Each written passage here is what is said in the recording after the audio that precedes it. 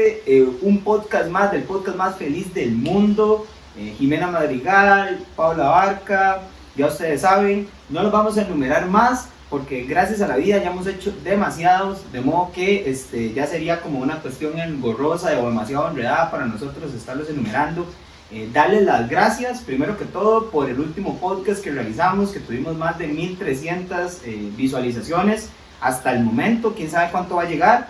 Nos sentimos demasiado felices porque creemos que estamos haciendo bien las cosas. Ya ustedes saben, pueden dejar los comentarios en la parte de abajo, nosotros los leemos con detenimiento. Le contaba a Jimena también, que me vacilan mucho a mí porque dicen que ahora respondo con mayor velocidad los comentarios de YouTube que el celular. Vamos a ver si es cierto. Entonces, pues las gracias como les estábamos comentando y vamos a dar una apertura a lo que es el tema del día de hoy. El día de hoy vamos a hablar un poco sobre lo que fue la destitución de una ministra de Cultura a partir de darle el visto bueno a lo que iba a ser la manifestación de la gente LGTBI más XYZ y demás. Resulta que esta fue este fin de semana que pasó y pues la ministra fue destituida, ¿no? Porque ella le dio el aval como careta del gobierno a esa situación y el presidente reaccionó despidiéndola, ¿no? Entonces pues yo le traje eso a la mesa a Jimena me dijo, ok, hablemos de eso y eso es lo que vamos a hablar hoy. Voy a darle el pase a Jimmy, hable un rato usted y ahorita yo empiezo con mis varas. Yo sinceramente creo que tal vez debería explicar un poco más la noticia. Yo realmente no quiero hablar de este tema porque a mí todo el mundo ya me tacha de ser como transfoba y cosas así, el cual no es cierto, el cual no es para nada cierto. ¿Ya le encabezado? Así que sí, lea un poco más de mí, yo no sé tan Bueno, tipo periodístico, entonces, presidente de Costa Rica destituye a ministra por pues apoyar marcha LGTB. ¿Fue que el presidente la destituyó o que ella renunció? No, ella la destituyeron. Ok. Entonces, ojo lo que dice. El presidente de Costa Rica, Rodrigo Chávez, destituye este sábado a la ministra de Cultura y Juventud, Nayuribe Guadanús, al comisionado de Inclusión Social, Ricardo Sosa, por apoyar la marcha LGT convocada para el domingo en la capital de San José. Entonces, eso fue lo que pasó. A la ministra la destituyeron, pues se puso a apoyar la marcha LGTB-XYZ. Y pues traemos eso a la mesa porque yo creo que tenemos que discutir muchas cosas al respecto. Okay. Tenemos que discutir si eso es una movida política del señor, si no es una movida política del señor, qué representa esa marcha. Y para recordarles, tenemos episodios anteriores donde generamos una crítica bien fuerte, como les estábamos diciendo.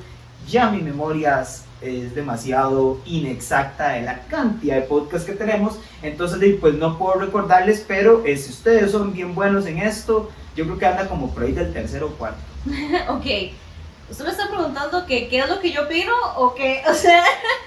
Le estoy preguntando a mí, ¿qué es lo que yo opino? ¿Qué es lo que usted opina? Okay. ¿Es una jugada política? ¿No es una jugada política? ¿Qué es? Primero vamos por pasos, yo creo porque nos vamos a perder un poco, Jimmy. Empecemos por si esto es una movida política o no, y después yo sé que el peso suyo está en qué es esa marcha de diversidad, en si es importante o no es importante. O sea, amárrese los guantes todavía, no quiero que hablemos de eso todavía, hablemos de lo que... Bueno, está bien, digámoslo así de simple, yo diría que si no es una movida política es una estupidez, o sea, a nivel costarricense yo creo que existe una tolerancia bastante alta a todo el tema de la diversidad sexual. Incluso desde antes que esto se convirtiera en moda, o sea, en efecto podemos decir que también existen terapias de conversión, igual existen, una deserción infantil producto de, ¿verdad?, señas homosexuales, ¿verdad?, de una temprana edad. Ese tipo de cosas aún persisten en las familias, o sea, aún hay mucho machismo. Sin embargo, me parece que, o sea, digamos, a los niveles comparados de la región, aquí siempre se ha acusado de una cierta libertad sexual en cuanto a ser homosexual, ¿verdad? O sea, no es lo mismo ser homosexual en Costa Rica a ser homosexual en Nicaragua o Honduras, ¿verdad? Donde sus tratos son muchísimo más dañinos, lesivos, ¿verdad? Para la sociedad. Entonces, en ese sentido, más, suena raro decirlo, pero mucha de la gente LGTBI, lo que sea, mucha gente homosexual de todo el resto de Centroamérica llega a Costa Rica para poder casarse. Incluso, ni siquiera casarse, nada más de estar ahí tranquilo sin que lo amedrente y tener Sin protección. tanta marginalidad, sin tanta cosa, sin tanta violencia, sin tanta vara. Correcto, entonces por ese lado, yo siento que en Costa Rica siempre ha habido un aire de tolerancia. ¿Qué es lo que creo que está pasando? Creo que ya la gente está un poco cansada de la pantomima, ya la gente está un poco cansada de que la capital de Costa Rica se preste para lo que parece ser un carnaval nudista en muchos casos, donde lo que menos se ve reflejado es un tema de sexualidad, o por lo menos de diversidad sexual, y más bien es como mucho de pues, libertinaje, solamente porque se puede y cosas así. Entonces siento que está leyendo muy bien al electorado costarricense, pronto viene campaña, bueno, dentro de 2 años, está leyendo bien al público costarricense que una cosa es tolerar, una cosa es aceptar incluso, y otra cosa por completo es este circo que se ha dado alrededor del tema de la marca LGTBIQ+, Sí. ¿verdad? Porque se ha vuelto una marca, y lastimosamente, y aquí es donde me parece tal vez que yo ni siquiera tal vez, estoy de acuerdo con el presidente, se ha vuelto una marca país en la región. Como y a nivel Esencial Costa internacional. Rica. Como Esencial Costa Rica, el tema de que, bueno, Esencial Costa Rica cambia su logo en los junios para ser igual de gay, De colores. ajá, que el resto de compañías gringas, ¿verdad? Sí, Porque sí. el punto es, si usted ve bien compañías gringas y canadienses, ¿verdad? Asociadas al gran capital transnacional que tanto nos acosa, resulta que se vuelven buenos en junio, ¿verdad? Porque tienen una diferente careta. Ahora, la realidad es que muchísimas agrupaciones LGBT, bla, bla, bla, bla, bla, bla, de diversidad sexual, gays, lo que sea, estas organizaciones, que nosotros conocemos gente que es parte de ellas, supuestamente se opone, discursivamente se opone, pero resulta que los 29 de junio, cuando sea que es la marca la marcha de la diversidad, engrosan La las marca de la filas, diversidad, ahí más está, engrosan las filas de las carrozas comandadas por Amazon Gay, ¿me entiende? Sí. O por Disney Gay, o Yo- por cualquier yo cosa. creo que, ma, yo tengo una teoría al respecto también, como te estaba comentando ahora, de existe un tipo de equilibrio social, es decir, existe un tipo de representatividad, de grupúsculo, que es el que lleva las riendas de las sociedades. Ese es como, por decirlo así, el grupo hegemónico, el grupo en el poder, que lleva todo lo demás.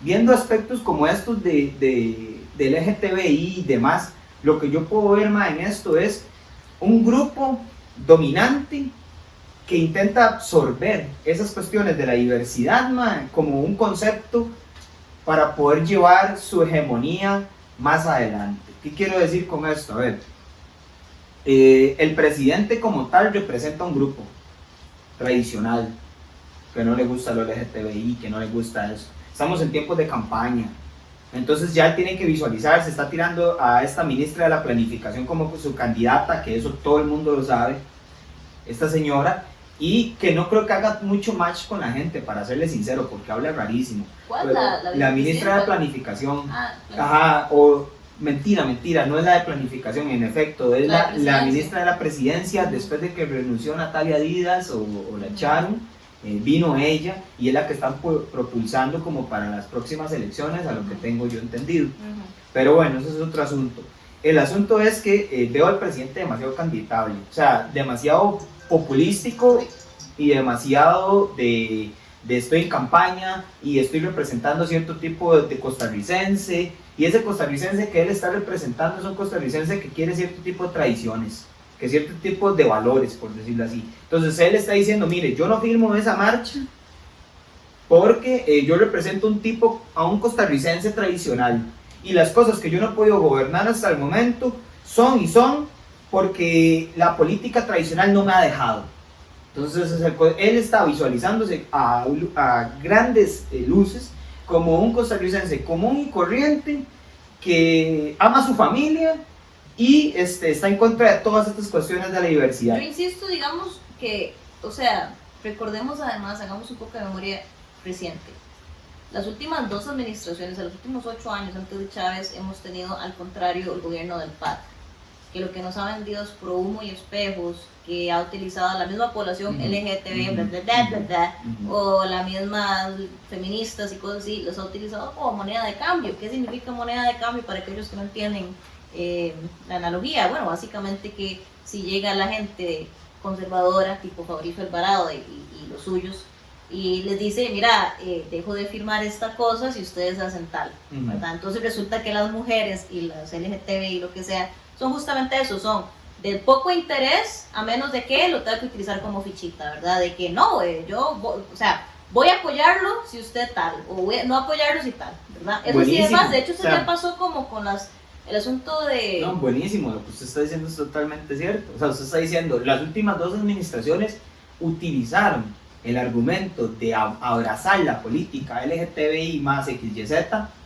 y como un trampolín político para que le voten esos grupos. Y en efecto, con esos grupos, creo yo, en su momento Carlos Alvarado ganó.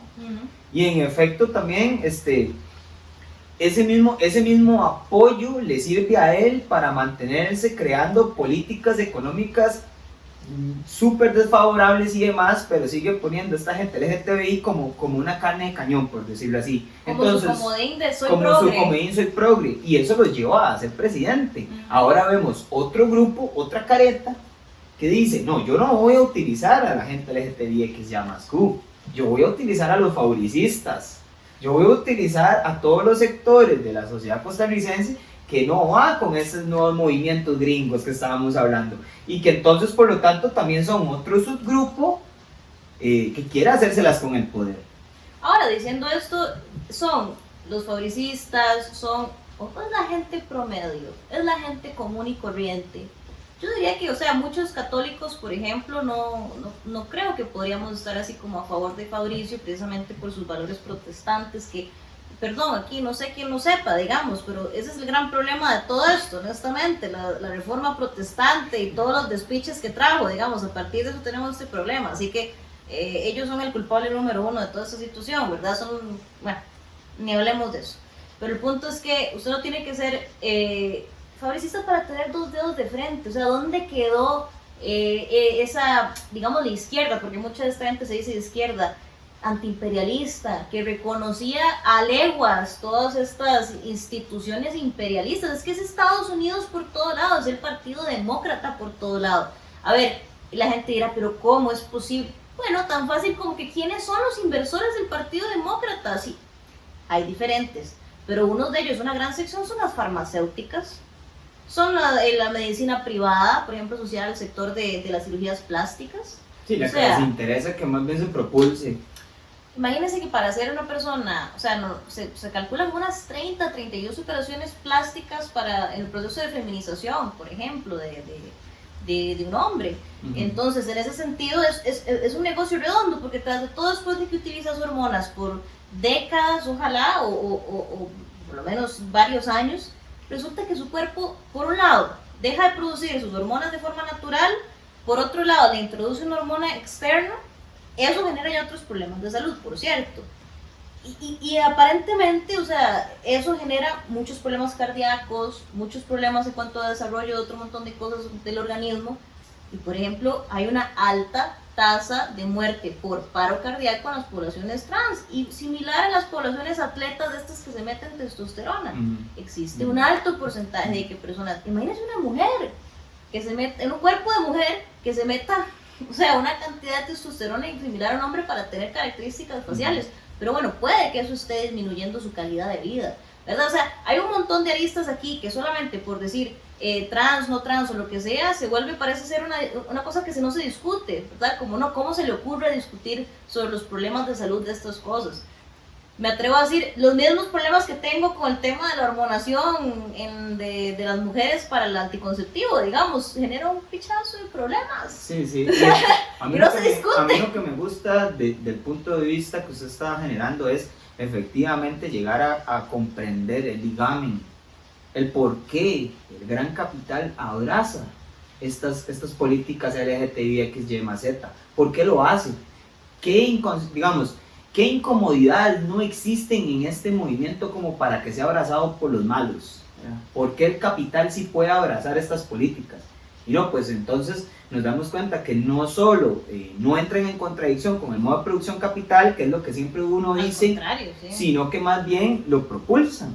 Porque vos estás diciendo, ok, entonces las farmacéuticas están en pro de este cambio de cuerpos de las personas. Sí, son las más y en beneficiadas. efecto son los más beneficiados. Entonces, ¿quién quita un quite que Amazon, mediante sus mercados cibernéticos, digitales, pues entonces comercialice artefactos y demás que propulsa estos mismos movimientos y que se haga de la plata con ello? Entonces también, que es muy probable, ¿verdad? Bueno, hay unas pestañas bien grandotas para ir a apreciar el domingo de la marcha, pues yo las puedo comprar por Amazon si trabajo en Amazon, o si trabajo en transnacional acá en Costa Rica.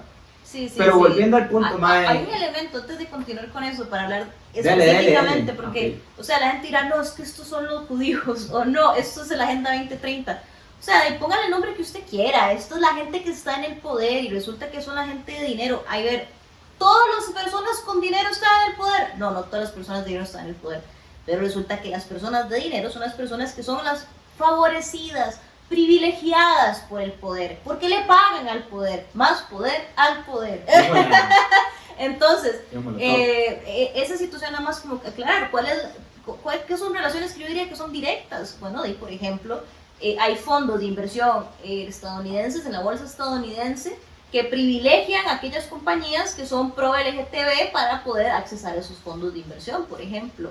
Entonces, hay un incentivo financiero, económico detrás del postureo meramente. O sea, es que puede ser el mormón más cristiano que lleva a sus hijos a terapia de conversión, que pone la bandera de lo que sea. ¿Por qué? Porque mis inversores, o sea, para mi inversión, para que mi estilo de vida y yo pueda seguir ganando plata y disfrutando gente, lo necesitan.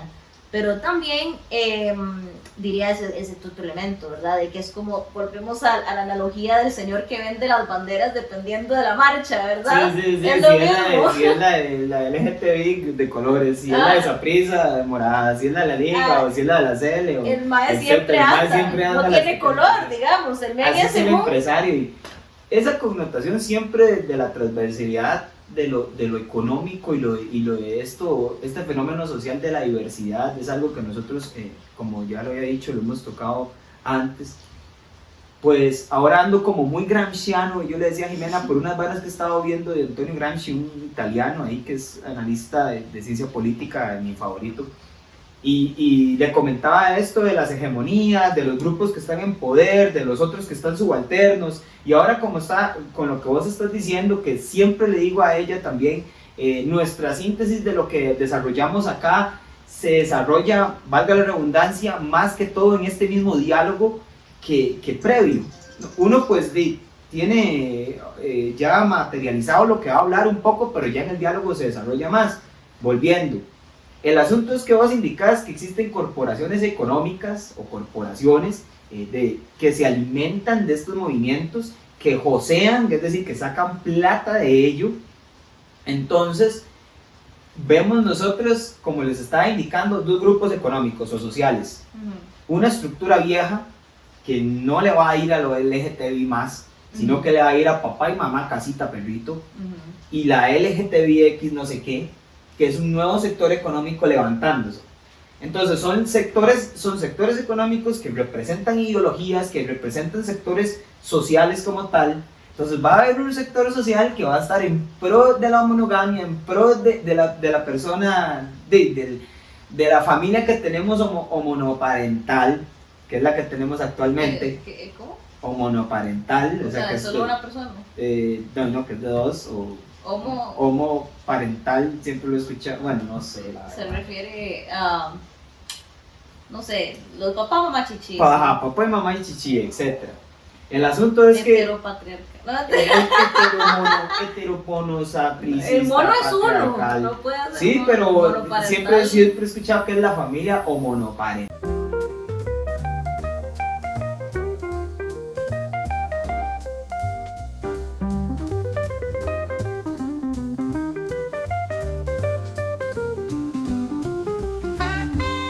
Entonces la pregunta que yo le iba a hacer a usted, Pablo, con respecto al tema de, bueno, diferentes intereses detrás de las políticas pro gays o pro matrimonio tradicional y demás, ¿cuál modelo le sirve más a la clase trabajadora? Porque si usted me pregunta a mí, yo diría que el modelo que más le sirve a la clase trabajadora es el modelo más tradicional, familiar, que curiosamente parece ser el que menos le interesa proteger a las autoridades, porque una cosa es decir nada más, ay, la familia, yo la protejo, y otra cosa es no reconocer que la familia sea más desprotegida en tanto el estado de bienestar se va diluyendo.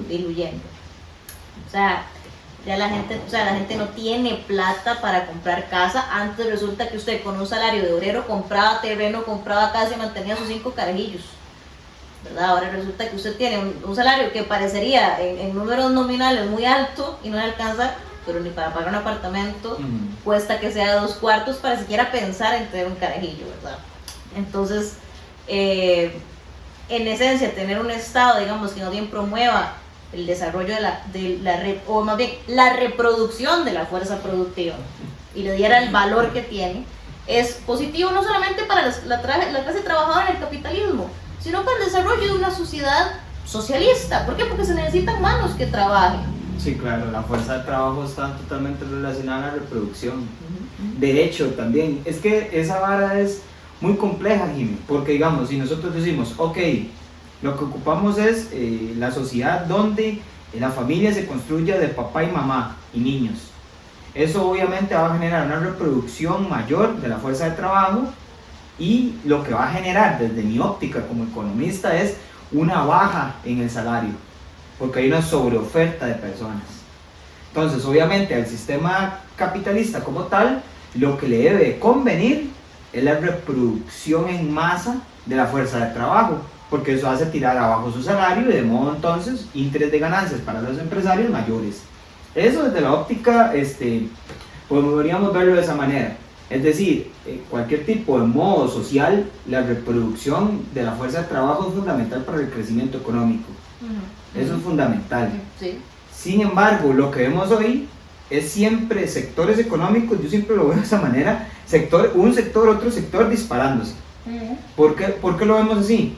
Bueno, viene este sector económico social nuevo que surge, que arrastra estas nuevas reivindicaciones y lo que está diciendo es, ok, hacemos plata con la venta, hacemos la plata tal cual lo estábamos ahora comentando, hacemos la plata con medicamentos, con la transformación de las personas, con la forma en la que se quieran vestir, con de todo, que hacemos plata con eso, pero al mismo tiempo, es lo que vos decís, ¿qué pasa con una familia en la que no es papá y mamá, sino que se decanta otro tipo de formas de reproducción, o más bien de no reproducción? Sí. Se decanta eso, ¿qué va a pasar? Estamos hablando de una razón oferta y demanda, por decirlo así. ¿Qué va a pasar con esa oferta laboral? Disminuye. ¿Y qué pasa con su salario? Se incrementa. Y le voy a decir otro problema. Entonces resulta que con esas nuevas propuestas de familia, el salario del trabajador, partiendo de ese supuesto, debería incrementarse y ser más caro. ¿Por qué? Porque ya no hay tanta fuerza de trabajo, es decir, ya no hay tanta gente. Y creo que sin caer en contradicciones, lo que voy a decir es muy real lo que está sucediendo, y es que las tasas demográficas en el mundo están disminuyendo. Sí, excepto en el tercer mundo donde nosotros estamos. Por eso la situación de Costa Rica es tan desesperante, porque somos 5 millones de personas. En algún momento, de hecho, tuvimos la tasa, curiosamente, dato curioso, en algún momento tuvimos la tasa de natalidad más alta del mundo. Eran como 6 hijos por mujer, es una loquera, digamos, en un periodo de muchísimo desarrollo que fue durante, cuando los baby boomers empezaron a tener hijos, ¿verdad? Entonces,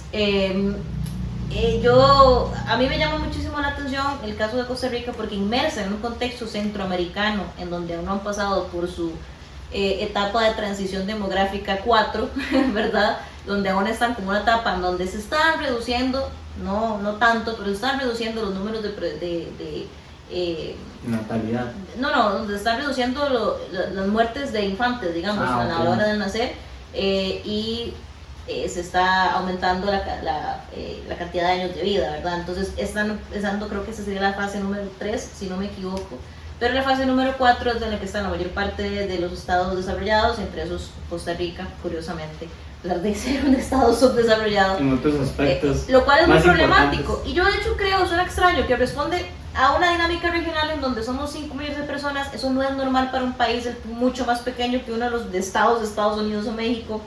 Y sinceramente, si usted ve el resto de la región, pues, Centroamérica no está pasando por esto. Centroamérica está teniendo muchos hijos. Yo por eso insisto que Costa Rica, para sobrevivir, nuestras instituciones vanguardistas como la Caja Costarricense de Seguro Social necesita fuerza de trabajo que las solidifique, que las transforme, que las mantenga. Necesita de acuerpar, yo creo, al resto de Centroamérica, precisamente, primero por el lado del beneficio universal de que los centroamericanos tengan el acceso que tenemos nosotros, alrededor del 90% de la población cubierta por un sistema universal y solidario desde los 40 de salud, ¿verdad? Y cómo eso puede ayudar a toda la población centroamericana que en este momento tiene altos índices de desnutrición infantil, muchos temas de enfermedades y solamente tiene la atención primaria. Pero llegando nosotros a eso igual, o sea, esas instituciones se van a consolidar en eso. Pero las instituciones costarricenses se van a colapsar si no tenemos hijos. Los centroamericanos tienen Todo hijos el mundo lo sabe. Y no tienen caja. Todo el mundo lo sabe. Es decir, lo que es el sistema, cualquier tipo de sistema de seguro es piramidal, en el sentido de que la base productiva alimenta, en este caso, al costarricense ocioso o cesante, es decir, a la persona que está ahí después de los 65 años, ya que debería estar en su casa durmiendo, criando sus nieticos, o etcétera. Pues entonces necesitamos gente joven o gente y que mantenga a la gente que está envejeciendo, y no está pasando eso. Y si no queremos que la respuesta sea la que parecen dar los políticos contemporáneos, que es pensiónese más tarde, pensiónese a los 75 años, ¿verdad? Esa parece la respuesta contemporánea. O un tipo de pensión alternativa alimentada bajo un sistema individual, ¿verdad? Eso es... Y eso al mismo tiempo incentiva a pasar, por ejemplo, las pensiones solidarias a un sistema más individual, ¿verdad? Privado, privado. Sí, el punto es que, digamos, nuestras instituciones vanguardistas se sostienen solamente con más gente que nazca, y por eso yo siempre traigo a colación el tema de Centroamérica. Pero volviendo de hecho al tema LGTB, podemos hablar sobre México, porque de hecho este es un fenómeno que afecta, yo creo que a toda la región. Y bueno, pobrecito México, tan lejos de Dios y tan cerca de Estados Unidos, porque han sido pioneros en meternos a los gringos hasta los cajones, dirían los españoles, ¿verdad? Porque, bueno, han sido también pioneros en todo ese tema del feminismo preformista o de performance, ¿verdad? Voy a pelarme el pelo y voy a hacer colores, y entonces todo es un tema de choque visual y de rebeldía adolescente. Muy expresivo. Claro, una rebeldía adolescente anarquista, anarcoide, ¿verdad? En donde es como, bueno, voy a enriquecer mi autonomía corporal haciendo grafitis y destruyendo propiedades. Como, claro, ¿y por qué importa eso? Pues, claro, porque son actos de rebeldía individualistas que son pro sistema. Lo mismo con la gente LGTBIQ. No me importa si usted es trotskista, si se pone, estoy aquí en el bloque negro, estás engrosando las filas de una fiesta gringa, primero que todo, y protagonizada por empresas. A ver, estás golpeando con el mismo puño que otras empresas. Entonces, nada más México. Perdón, me emocioné. No dejó ni siquiera tirar las noticias, ya las estaba garroteando. Vamos a la noticia, para que la gente se me contextualice. Bueno, después les hablo de la UNAM porque es así. Anyway, la noticia es la siguiente. En México, tal vez algunas personas ya se dieron cuenta, salió en la marcha gay un acto que es sumamente ofensivo, bueno, para algunas personas, que básicamente es un Jesús haciendo una suerte de striptease, ¿verdad? Y seguido como por una corte de romanos gays, ¿verdad? Y pues todo haciendo alarde en medio de la Ciudad de México, una ciudad que es, bueno, un país conocido altamente por su fe católica, ¿verdad? Entonces, ¿cómo decirlo? Fue una afronta directa por todo lado donde uno lo ve. No fue algo inocente, no fue algo como de yo también soy católico, de tradición católica, entonces voy a representar esto en marcha. No. Y para ser honesta, no sé qué tiene que ver con el tema de la diversidad sexual. No tengo idea de qué, o sea, por las fotos que uno ve. Podría uno decir, a ver, la pregunta que le hago yo ahora, ¿merece la Iglesia Católica respeto? Porque eso es lo que, donde vean esto que estamos diciendo, van a decir, entonces esta gente está en pro de la familia, sí, en pro de la Iglesia Católica, en pro del presidente. ¿Cómo podría categorizar una persona de esas que se rapa de este lado y se anda morado del otro lado del pelo y nos está viendo y entonces dice, más son más son hegemónicos, privilegiados, el test de piel, la forma en la que ellos visualizan la vara. Entonces yo me pongo en los pies de esa gente, ¿verdad? Entonces esa gente ya de por sí no se atrevería a decirle a uno privilegiado porque usted sabe quiénes son, usted sabe quiénes son privilegiados. No, obviamente, pero ¿cómo usted, la Iglesia Católica tiene o no respeto? Claro que sí. Creo yo que la Iglesia Católica como tal, como institución, yo es que soy una persona rebelde, podría decir que no se le debe tanto respeto a la institución como tal, pero yo le respeto la cultura de la gente. Lo que la gente cree. Ese es el posicionamiento para mí. Porque yo también, porque como le digo, tampoco es que yo soy un, como dirían por ahí, rabo dulce, en el sentido de que quiere caerle bien a todo el mundo. No estoy diciendo con esto otra cosa más que inclusive a esta gente de los pelos de colores, pues entonces también yo les respeto su forma de pensar, pero no me parece que vayan a asediar o torear las creencias y culturas de los demás. Es decir, no, o sea, que se les intente dar su lugar como todo el mundo, no significa que ustedes vayan a mangonear y a tirar lo que creen los demás. Yo no me posiciono en ningún extremo, en realidad cualquier persona que me posicione ahí no está entendiendo lo que estoy diciendo, así que voy a tratar de expresarme mejor. No, yo creo que, a ver, los cristianos exageran porque Jesús murió en la cruz por nuestros pecados, así que cualquier representación que haya, ya sea iconodula o iconoclasta, sería una representación meramente simbólica. Ese no es Jesús, eso no es, o sea, Jesús no es, o sea, Dios en ese sentido es incorpóreo, precisamente por el milagro de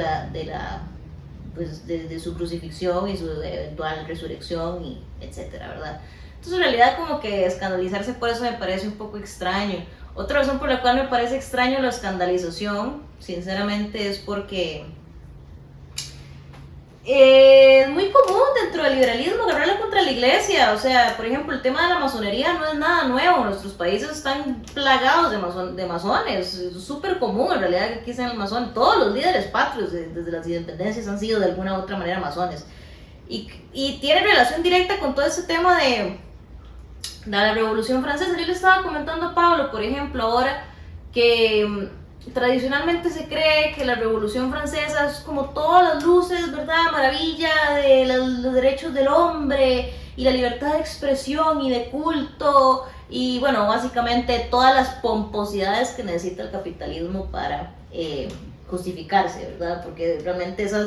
de eso es lo que nos acordamos y eso es lo que pasó. Eso es lo que necesitan que nos acordemos, porque, o sea, no quieren recordar toda la otra parte, ¿verdad? Donde, claro, o sea, muchos avances en el jacobinismo, todo lo que ustedes quieran.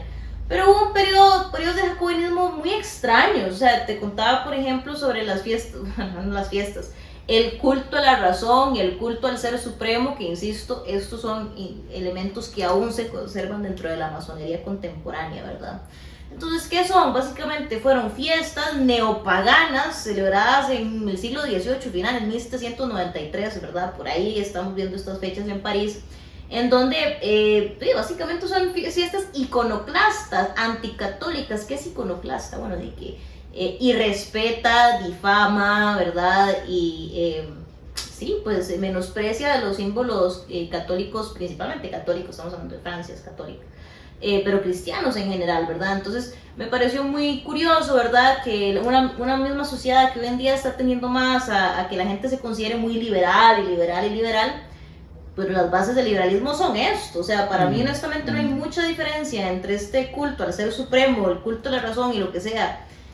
No es muy racional, por cierto, que trató de implantar el jacobinismo durante el periodo de la Revolución Francesa.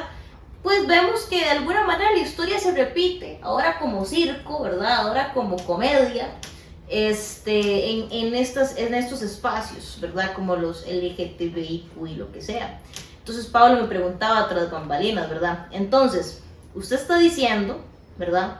Que es algo que es esto, el tema de que se viera en el siglo XVIII, en la Revolución Francesa, lo veamos hoy en día en las celebraciones LGTBIQ, como algo que nada más pasa, así como que surge en las sociedades tan diferentes, en contextos sumamente diferentes. Sí, sí, porque pensábamos en... Oh, disculpa, es que la otra opción es que... Francia o México.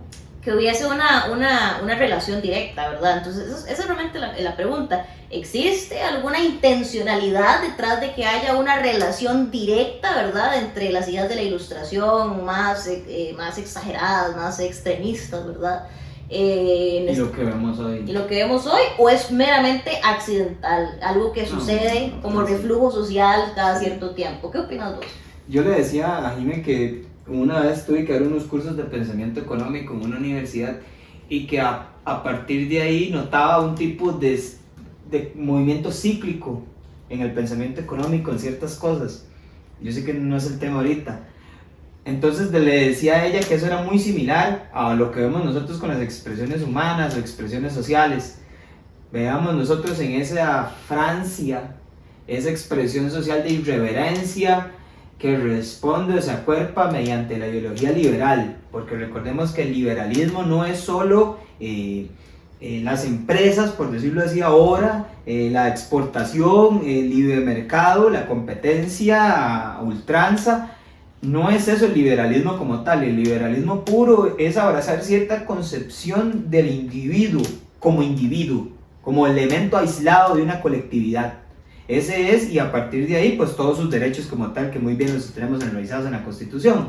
Pero volviendo al punto, el asunto es que este liberalismo y esta expresión social del liberalismo, de decir, ok, no me interesa la iglesia, yo me expreso de esta forma física y social, la podemos ver en varias partes del mundo y creemos que es como una forma humana de expresarse. La exterioridad. Esa exterioridad, yo rayo una pared. Yo me visto de tal manera y digo yo no tengo representatividad, no respeto más bien aquello que estoy demandando o expresando. Creo que es total y enteramente, no tengo ahorita pruebas, pero tampoco dudas de creer que la expresión social o humana ante la irreverencia de ciertas instituciones se reproduzca de una manera homóloga en distintas partes del mundo y distintos momentos históricos de esa expresión.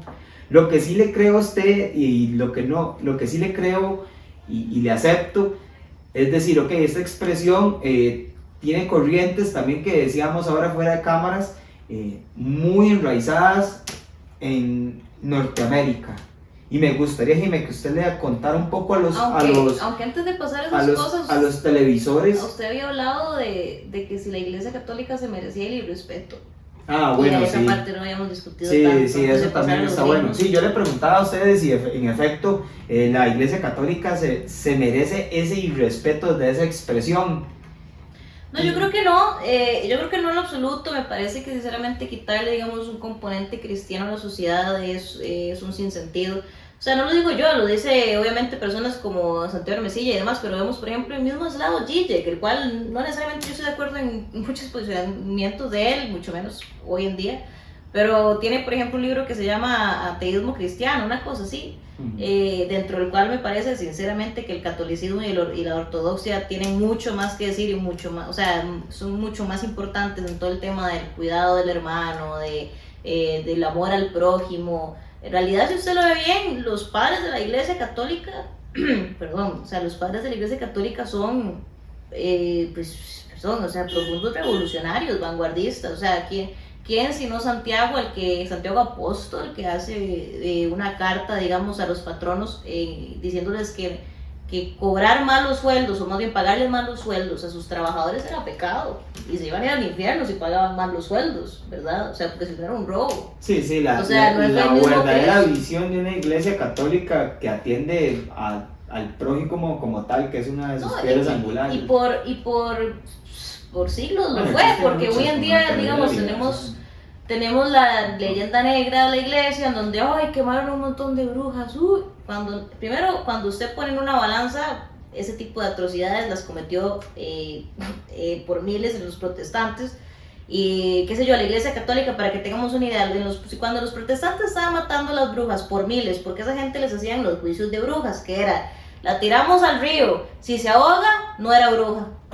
Eso no pasaba en la Iglesia Católica. En la Iglesia Católica había un tribunal llamado Inquisición. Y, ay, no, la Inquisición. Pues sí, pues era un sistema jurídico limitado. Yo diría que hoy en día tenemos muchísimas más libertades. Pero de no tener tribunal a tener una instancia tribunal, o sea, al menos había tribunal. Puta, por lo menos se tenía tiempo. ¿Y sabe qué? ¿Sabe qué? En España yo creo que no se mataron ni a 100 brujas en todo el periodo de la Inquisición. Ni a 100 brujas, cuando en Alemania estaban ya por los miles. ¿Por qué? Porque te voy a contar un secreto. Las brujas no existen. Y la Iglesia Católica lo sabe, ¿verdad? Entonces, de hecho, si uno se pone a analizar... En ese momento sabían que no existían, dice usted. Por supuesto, porque es que tendrían que confirmar que una mujer entró en un pacto con Satanás. O sea, es como toda una trama muy, muy fantástica. La Iglesia Católica estaba acostumbrada a lidiar ya con poblaciones paganas, qué sé yo, con ciertas tradiciones paganas, en donde si usted veía una mujer como con, no sé, haciendo hierbas, no era visto como satánico. Por ejemplo, el protestantismo fue absolutamente puritano en ese sentido, ¿verdad? Hay que reconocer que cuando en Inglaterra, ¿no?, se estaban quemando brujas por montones, creo que son como 2 o 4 las que se queman en Irlanda católica, de nuevo. ¿Por qué? Porque se sabe que la población tiene, pues, medicina tradicional. Bueno, ¿qué es lo que sucede también? Es importante relacionar este tema con lo anterior y el tema del liberalismo. El liberalismo es el mismo, ¿y por qué es el enemigo? Mucha gente dice, no, es que eso es libertinaje. No, esto es liberalismo, ¿verdad? O sea, esa es la ideología dominante de la burguesía desde hace 300 años. Es esta misma ideología la que desfalcó el lugar de la iglesia para quitar las tierras comunales administradas por dicha iglesia, especialmente en América y en las poblaciones católicas. Eso es lo que llamamos adivinen como, chiquillos, el proceso de acumulación originaria en el capitalismo. Insisto, ya lo vemos desde las reformas protestantes, en donde el Estado lo que busca no es dejar de tener control sobre la vida privada de la gente, no es tener más libertades. Puta, estamos hablando del medievo de Inglaterra. No, la intención es quitarle el poder que había amasado la Iglesia Católica en cuanto a su economía, pero también en cuanto a sus terrenos, porque era muy común que la gente se muriera y le dejara los terrenos a la iglesia. E insisto, esos terrenos no eran baldíos. Los terrenos, insisto, eran terrenos de uso comunal. Entonces, todo esto fue necesario. El quitar el lugar ideológico que sostenía la iglesia sobre las personas. Insisto, el quitar el lugar que tenía Jesús, la cruz, toda esta simbología dominante durante siglos, ¿verdad? Fue fundamental para poder acostumbrar a la gente a la idea del capital, a las ideas de que ya ahora sus amos ya no eran sus amos naturales. Ya no era... Ahora es el patrón. Ahora es el patrón. Ahora, ya usted lo que importa no es su lugar en el mundo, no, es cuánta plata tiene usted. Reduzcámoslo a eso. Ya no hay amos naturales, ya no es que el hombre rige sobre la mujer, ya no es que el sacerdote rige sobre la comunidad, ya todo está libre para agarrarse y meterse, pues, porque al final esa es la idea que nos transforma en mercancía. Eso es un poco la idea. ¿Cómo podría entonces ver el punto de ese irrespeto ante instituciones de esa manera ahorita, y entonces uno podría creer que se acuerpan a partir de una contradicción otra vez de grupos económicos? Es decir, esta manifestación Pride es representada por un sector económico transnacional, un sector económico, ya lo mencionamos. Este mismo sector viene y dice, ok, no me interesa la institucionalidad católica. Es una contraposición, de nuevo, de una institución religiosa, tal cual lo pasó en aquel momento que está indicándolo, y es otro sector ahora económico diciéndole, mae, no me interesa lo que usted hace, no. O sea, quiero dar a entender que aquí hay como un tipo de paralelismo, un tipo de reproducción homóloga, en el sentido de que en aquel momento se dice, ok, la corriente religiosa no la respeto, represento otra cosa, de nuevo volvemos al mismo. Yo tengo mis dudas de realmente, ahorita que lo estamos hablando, así filosóficamente, yo evidentemente no sé, tengo que profundizar, pero me pregunto, ¿a qué clase dominante le sirve el que sigamos siendo un estado confesional? ¿O a qué clase dominante le sirve que haya mayoría católica? No lo sé, personalmente me parece que no hay ninguna. Más bien, quienes se verían beneficiados sería en general el pueblo de Costa Rica, puesto que, y al que no le gusta escuchar esto, lo lamento, las iglesias protestantes son embajadas gringas en cualquier comunidad en la que esté. Esa gente está todos esos lugares que se llama como la ropa de segunda mano, Monte Sinaí. Bueno, básicamente, no sé si se han dado cuenta de que existe todo un negocio de estas, por ejemplo, empresas de ropa de segunda mano, las pacas de toda la vida, y las iglesias protestantes. Eso no es accidental, eso es porque en Estados Unidos, en sus congregaciones hermanas, le dicen a los gringos, es que donen porque es de beneficencia, esto va gratis a los lugares pobres. Ahí de no sé dónde. Claro, y lo mandan a Costa Rica a revenderlo, es un negocio cerrado. Qué cerda. Claro, exacto, entonces eso son las dinámicas que hay que entender, o sea, esa gente tiene sus sedes centrales en otro país. Ahora ya, lo mismo pasa con el Vaticano, si yo confío mucho más en el Vaticano que en cualquier, esas televangelistas gringos. Además porque es nuestra cultura. Es más, suena feo lo que voy a decir, pero me parece un traidor a la raza hispanoamericana, aquel hispano que es protestante por Dios. O sea, es como besarle las botas a quien te ha dominado, sí, a quien te ha dominado culturalmente. Entonces, tienen que ser personas muy faltas de amor a la patria, amor, y el patria ya ni siquiera de Costa Rica, patria del suelo de donde nacieron mis abuelos, ¿verdad?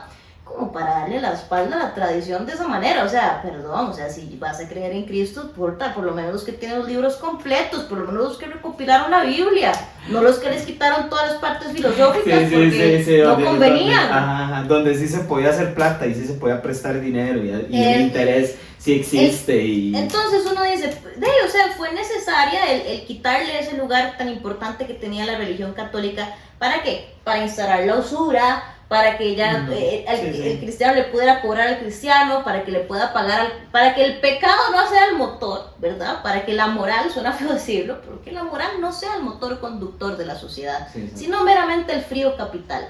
Y eso es lo que estamos viendo. Entonces yo no veo por qué la gente se escandaliza. De nuevo, primero porque ese no es Jesús. No es ni de cerca Jesús y no representa nada relacionado a Jesús. Es un hombre vestido así y gente haciendo su pantomima. Y por otro lado es como, pero no se escandalizan de como es el padre. Es que ve, aquí me vuelvo yo aquí al Papa Francisco. Yo soy tu fan número 1.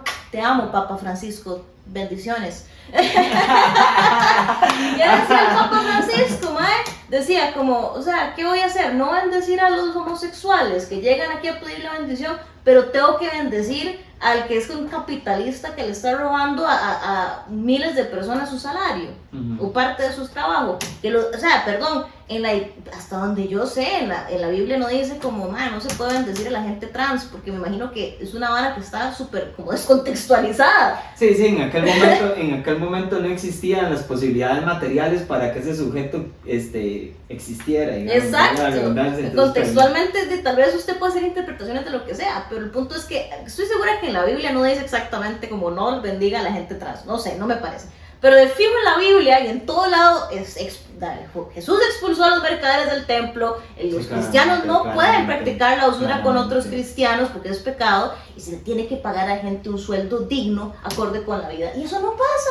Y resulta que esos igual hay que bendecirlos, aunque sean pecadores y pecadores terribles. Entonces yo ahí me posiciono a favor de lo que dice el Papa, es como, mira, o sea, yo incluso más liberal aún que el Papa, yo no juzgo a la gente que es ni homosexual y que nada tiene que ver que sea homosexual con ser trans, por cierto, esa mezcolanza no sé dónde la sacaron, pero bueno, de los gringos. Para ir haciendo yunta. Sí, pero bueno, mucho menos me importa que sea una persona homosexual y una persona trans, pero por Dios, son personas que necesitan el mismo respeto a sus derechos humanos, la mismo respeto a que puedan tener su proyecto de vida tranquilamente. Pero es una hora importante decir eso que usted está diciendo, Jimmy, a ver, que se merezcan el respeto que se merezcan, eso no excluye que intentemos analizar las expresiones sociales de estos subgrupos ante la sociedad como tal, y si están bien o están mal, ¿verdad? Si está bien o está mal rayar una pared, o si está bien o está mal hacérselas de Jesucristo y con todo lo que hemos explicado como tal.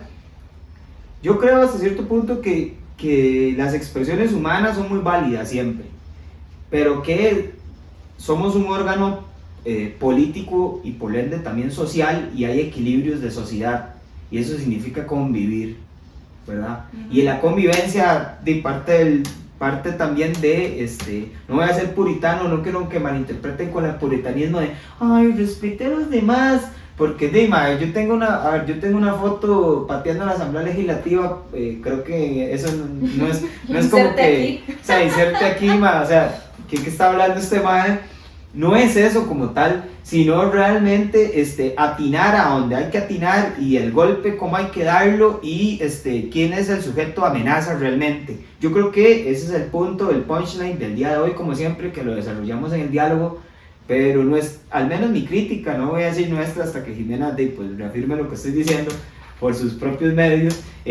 Creo que la crítica fundamental aquí es cuál enemigo es, qué herramientas utilizo contra ese enemigo, cómo deberíamos de unificarnos para luchar contra ese enemigo. Y recapitulando, el presidente defiende un sector con cierto tipo de creencias. Hay otro sector minúsculo, que es el que estamos viendo, alternativo, ¿verdad? Que se levanta, tiene expresiones como rayar cosas. Entonces pensamos, bueno, eso es lo más lógico que se podría hacer, o realmente vale la pena. Y como siempre, Mae, ahí usted Yo aquí, de hecho, agregaría una cosa, porque tiene que ver con la segunda pregunta que me hacías, que yo me devolví, que es el tema de la influencia de Estados Unidos. Varias cosas. En primer lugar, parece ser una política activa del Partido Demócrata estadounidense, sin lugar a dudas, al punto tal de que cuando están sus administraciones de turno, podemos ver que la bandera LGTB y lo que sea, se ondea perfectamente y se mezcla perfectamente con la OTAN. Y contiene así la bandera LGTB y el símbolo de la OTAN, ¿verdad? Ahora, que eso es un definitorio de que la OTAN va a empezar a bombardear países que no acepten el matrimonio igualitario, no creo. No creo que sea el caso, por ahora cerca, ya veremos en el futuro, porque no me sorprendería en lo absoluto, pero sí es un hecho que, por ejemplo, justamente los países del Atlántico Norte, dígase la mayoría de Europa, especialmente Europa Central y Estados Unidos, pues parecen ser las tendencias de sus gobiernos, todos, especialmente en Europa se puede ver que es un plumerío por todo lado, o sea, de forma hasta triste, porque usted ve cómo es que la gente... cuestiona que hay terapias de conversión que son para mí terribles. ¿Por qué? Porque definitivamente usted está exponiendo mucho estrés a una persona que lo más seguro es que está confundida, porque son niños, ¿verdad? Yo creo que los niños casi que carecen de sexualidad por la mayor parte de su existencia, ¿verdad? Como niños. Entonces, en ese sentido, las terapias de conversión no las apoyo. Pero en ese mismo sentido, no deberíamos también darnos cuenta de que el tema LGTB y lo que sea, también es una ideología dominante.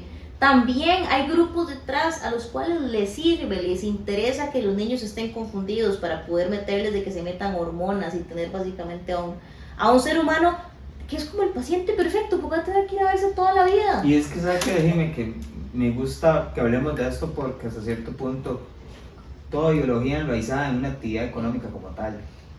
Es decir, ahí nosotros tenemos cierta formación materialista, digamos, vemos las varas de esa manera. Me gusta que cuando dialogamos las cosas aparecen de esa manera. Sí. Porque hasta cierto punto es ok. Entonces esta ideología alternativa, excluyente, emergente, hasta cierto punto abraza una actividad económica como tal, y eso es bueno verlo, ¿va? Sí, porque la gente lo tiene que saber, porque digamos, no solo debe ser, ay, esta gente está criticando a las huilas que rayan cosas, ay, es que estos manos no están en pro de la diversidad de las cosas. No, es que hay un fundamento material detrás de todas las posiciones que se están dando. Gracias por mencionarlo, porque esa es la segunda parte de la influencia gringa. ¿Ustedes no creen, les pregunto a los televisores, ustedes no creen que si alguien, digámosle a los gringos, o si a las empresas de lo que sea, probablemente gringas, les sirve, no estarían promoviendo que usted haga actos individuales de rebeldía, como rayar algo que no genera nada? Porque es que es servir al sistema. O sea, yo llego, rayo una institución pública, me voy a la casa, en el peor de los casos me multan, pero ya yo sentí que hice lo que tenía que hacer. En lugar de organizarme de forma permanente, en lugar de pensar en acciones colectivas, en lugar de pensar en cosas que cambien mi realidad, busco hacer como un acto de altanería rápido. Y me enojo porque me dicen que por qué lo rayé. Tras de todo es como, no, es que es mi derecho, o no, es una expresión. A ver, primero se llama vandalismo, no, fuera de usted sentirse bien, así fuera de usted hacer su acto de rebeldía, parece, voy a dormir tranquilo. Fuera de eso, ¿qué hay? ¿Qué genera? ¿Qué problemática le da el sistema? Es la forma más sistemática de oponerse.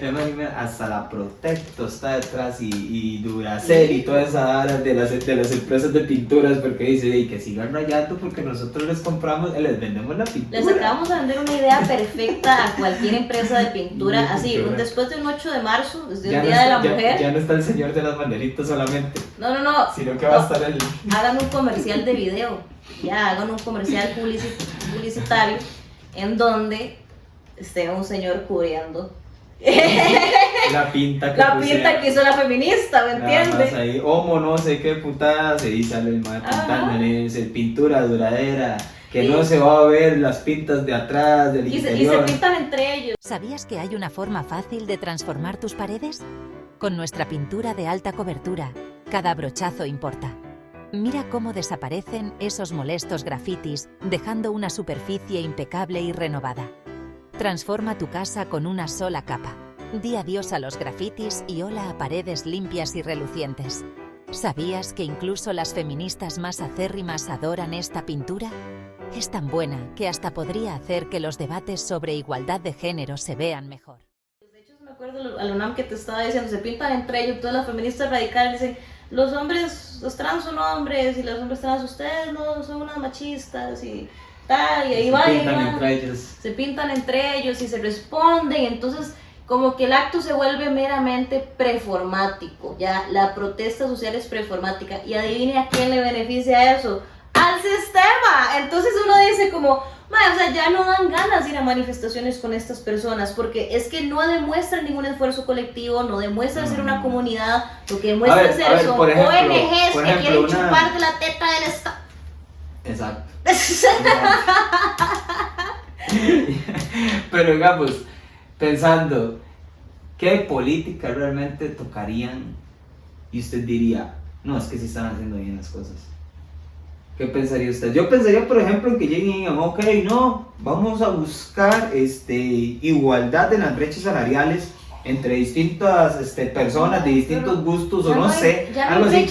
¿Cómo podría? No, evidentemente sí deben de existir aún la brecha salarial no existe, lo que existe, no, lo que se hace y la forma en la que se mide para que lo busque es que usted suma todos los salarios de los hombres y todos los salarios de las mujeres y saca un promedio. Eso no es lo mismo una brecha salarial. Una brecha salarial es por el mismo trabajo que usted y yo hacemos, con las mismas calificaciones, a mí me paguen menos por ser mujer. No es lo mismo a decir, resulta que parece ser que, las mujeres están muchísimo más en condición de informalidad laboral, lo cual eso es un problema que se tiene que solucionar, no la brecha salarial. Yo no necesito que a las diputadas les paguen más o menos, les paguen igual, no se preocupe. A una mujer en un cargo igual que un hombre le pagan igual, a menos que sea ya un contrato, que no tenga contrato, que todo sea informal. En la informalidad todo pasa. Se la compro. Claro, en la informalidad se la compro, pero en la formalidad laboral eso no se permite. Entonces, el problema de la mujer es la informalidad. Tampoco, pero... No, así es. O sea, te estoy comentando que, digamos, el tema de la mujer, la problemática es la informalidad laboral. ¿Por qué? Porque puede ser sujeta a este tipo de playadas. Pero la realidad es que... Pero transformemos esta cuestión diversa. ¿Cómo hacemos para que esto diverso tenga una incidencia material? Le voy a decir una cosa, a mí me parece que tampoco están necesariamente de lado las personas trans. ¿Por qué? Porque hasta hace nada las personas trans en este país eran como las personas trans en todo lado. Eran normalmente personas en una condición de calle desde una edad muy temprana, especialmente niños o con tendencias homosexuales, que los sacaban a patadas de la casa por ser gays. Entonces terminaban viviendo en las calles y prostituyéndose. De ahí nace el fenómeno trans en este país. Si se busca, se tienen que buscar a esas personas, proteger a la infancia en todo momento, no permitir que haya niños en condición de calle. Ahí ya se está madurando la propuesta. Por ahí va la cosa, el decir como, ¿cuáles son las necesidades de esta población vulnerable? Estoy segura que las necesidades de esta población vulnerable no son una ley trans que quería que los chiquitos de 12 años pudiesen cambiar, igual que una persona de 20, o sea, ahí, con mismas condiciones, su imagen y su registro civil. Perdón, pero eso no le ayuda absolutamente a nadie, igual que no le ayuda a nadie poner una X en la cédula. O sea, esas cosas no le ayudan a nadie. ¿Por qué? ¿Por qué? Porque son, como les estábamos diciendo, las herramientas que ellos nos dicen que son las admisibles para expresarnos y son las que ahí vienen, no hacen nada. ¿Cierto? Entonces de eso es fundamental verlo creo que ya hicimos crítica de varias cosas. Sí. Hicimos crítica de por qué el presidente dice o por qué primero echa a esta ministra de la Cultura, ¿verdad? Porque dice, bueno, yo represento cierto sector. Ya explicamos que hay distintos sectores en el mundo Ya social. explicamos cómo yo me pongo a cualquier movimiento que sea liderado por Estados Unidos. Ajá, ya explicamos cómo las corrientes estadounidenses vienen a todos estos lugares de que nada es etéreo, ni que sale de la nada, ni que nadie es súper original. Nadie es hetero aún. Exacto, nadie es hetero.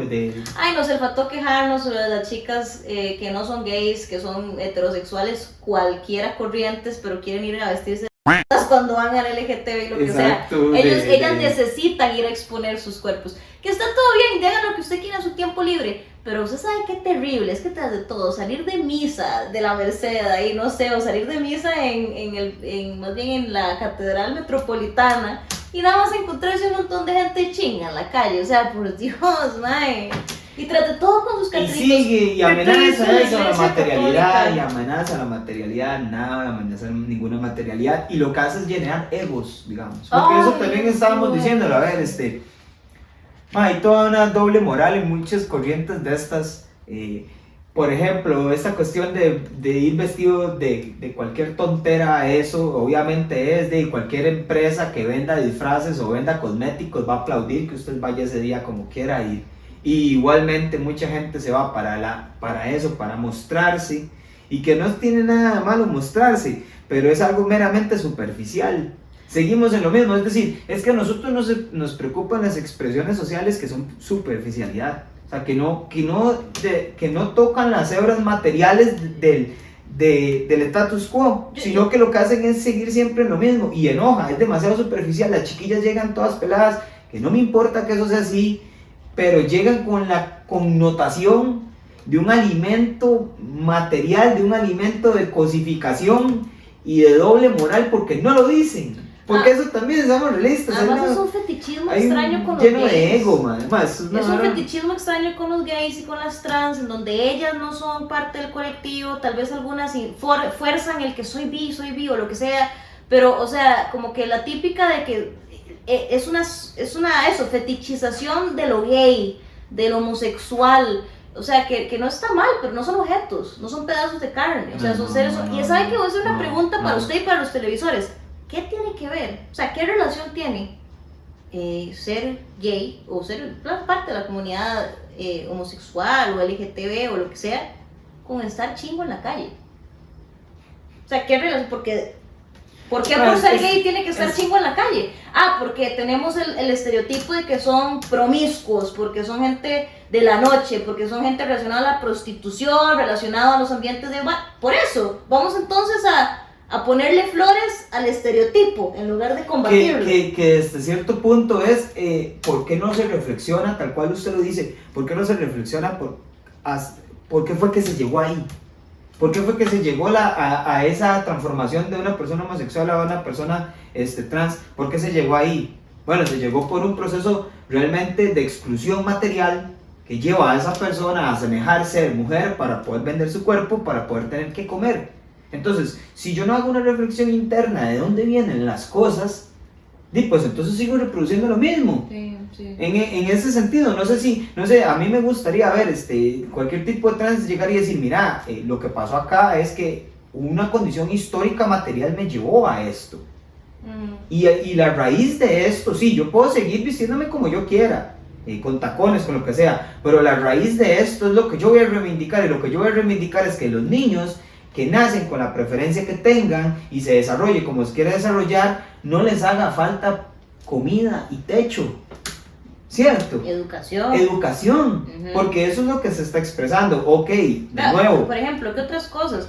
Medidas de salud, el poder recorrer las zonas de las calles y a las personas trans de bajos recursos, algo que ya pasa, por ejemplo, darles atención de salud y por temas de enfermedades, entonces un montón de cosas, atención psicológica, sí, claro, capacitación laboral para que dejen de prostituirse. A ver, inserción laboral, estos son los trans que me preocupan. No. A mí no me preocupa. ¿Por qué no me gusta el cupo trans? Yo creo que es importante mencionarlo. Porque resulta que se va a ir a los trans privilegiados que son los que usted y yo conocemos de la UCR, que ahora ahí pululan por montones, que me parece a mí que es más moda que otra cosa. ¿Y por qué más moda que otra cosa? Porque ya se sabe que el ser humano es un ser de comunidad. Es un ser gregario. Usted le mete esas ideas y muy fácilmente, lo mismo que el suicidio, lo mismo que la anorexia, lo mismo que la bulimia, este tipo de cosas tienen su fuelle. Y como las políticas estas de cuando uno estaba en la escuela de Dari, que llegaban y le decían, es que cuando usted vaya a consumir drogas lo que le van a decir es que si no, no eres mi amigo. O sea, esa exclusión social es lo mismo, es como decir, bueno, si usted no se aprieta entre personas o cualquiera, no eres mi amiga o no eres mi amigue. Es lo mismo. Y yo creo que el hecho, a ver, criticable o no, se evidencia en que en la Universidad de Costa Rica, un centro donde en su mayoría entran personas relativamente privilegiadas, porque, claro. O sea, claro, la mayoría sí son gente de sectores... O sea, sí hay becas y todo. Pero a ver, la gente ahí que va es expuesta justamente a una ideología dominante muy directamente. Y si usted no tiene una lupa para poder analizarlo, bueno, usted sentirse la persona más revolucionaria del mundo porque se pone en agua. Cuando este tipo de cosas del travestismo lo vemos, perdón, pero lo podemos ver desde 1920, o sea, hace 100 años tenemos esta pantomima de que los hombres se visten como tal. Hace 100 años esto era un boom, es más, hace 50. Hoy en día usted lo que es un corrientazo que no le está escandalizando a nadie más que a señores mayores y que no está haciendo nada ni irreverente, ni rebelde, ni nada. Usted está haciendo lo que Instagram le pide que haga. Deschínguese y apoya a los gringos. Y tómese 1000 fotos y póngalas ahí y alimente consuma, la cosa. Y consuma las banderitas. Seamos realistas, o sea, para serles sincero, es demasiado molesto los pipis de colores.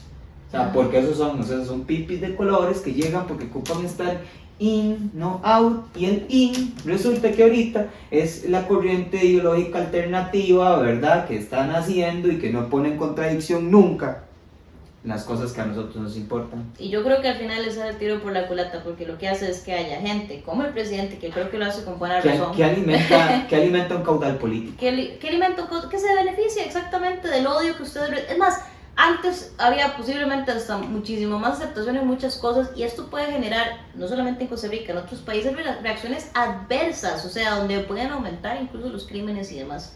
Pero bueno, eso también es un poco, habría que verlo caso por caso, habría que ver si realmente sucede, pero es algo que a mí me preocupa personalmente. Ahora me va a gustar generar un tipo de síntesis de lo que se ha dicho en todo el programa, un resumen pequeño, como para que los televisores se les mantenga en la cabeza lo que se quiso desarrollar el día, y no, también para nosotros, porque en el ejercicio del diálogo, como estábamos diciendo, afloran las ideas, y eso es lo bonito de esto. Entonces, volviendo a lo que estábamos hablando sobre el presidente, bueno, el presidente representa un sector, ya muy bien lo hemos dicho. A ver, gente, también otra cosa, voy a aprovechar este espacio para decir eso. Si ustedes quieren más literatura de cosas que uno habla acá y ustedes dicen, mira, me parece importante tal y tal minuto, tal cosa que dijo, uno puede también generarle ciertas referencias bibliográficas de cosas en las que uno está diciendo, como para que profundicen más y aprovechen el asunto. Además, nosotros respondemos mucho a los comentarios, así que si tienen una consulta, por ejemplo, la vez pasada mucha gente nos acusó de decir muchas cosas que no se pueden probar, y yo raramente digo cosas que no se pueden probar. O sea, por ejemplo, no, se lo juro. Se lo juro que y no porque hoy me estoy echando flores, es que me da vergüenza decir cosas que luego no puedo comprobar. Digamos que uno tiene SAFIS, que le dijeron que, papito, eso no se hace. Digamos. Uno tiene SAFIS, puede equivocarse, todo eso pasa, pero si tiene alguna duda, pregunta, pues póngala abajo y con mucho gusto le responderemos. Sí, aprovechando ese corto espacio, bueno, con lo que acabamos de decir, lo que quiero volver a retomar con el presidente es, el presidente representa un subgrupo económico como tal. Hay otros grupos económicos que también se la hacen en el poder, como le decimos, no representar los nuevos valores de diversidad, ¿verdad? Los nuevos valores de diversidad vienen amañados a un tipo de sociedad económica, de tipo de grupo económico, y hay otro grupo económico como el presidente que dice, yo no apoyo eso, ¿verdad? Entonces vemos esgrimar esas dos. El presidente utiliza como tal ese trampolín político de decir, bueno, yo voy de este lado de la balanza, donde viene esta gente que no le gusta ese tipo de cosas y que hasta el momento se puede plantear que es la mayoría, porque viene arrastrando cultura y tradición de los tiempos de antes y que están hoy. Entonces, de nuevo, una lucha entre grupos y, como le decimos, un trampolín. El otro trampolín fue el que utilizó el PAC como antes, que fue más bien posicionarse en esas personas. en la diversidad. Entonces yo le voto a la diversidad. Entonces son dos juegos de hecho, posicionarnos y ver cuál de los dos gana, ¿verdad? Entonces eso es, para nosotros que nos gusta esto de la política, las ciencias políticas y todas estas cosas, es hermoso verlo. de hecho, ya para hacer la reflexión final, y creo que con esto ya nos despedimos, que no nos vean la cara de estúpidos ni por la derecha ni por la izquierda, ¿verdad? Y no solo eso, o sea, sepamos reconocer también cuando nos están tratando de dar gato por liebre, cuando nos están polarizando por gusto electoral.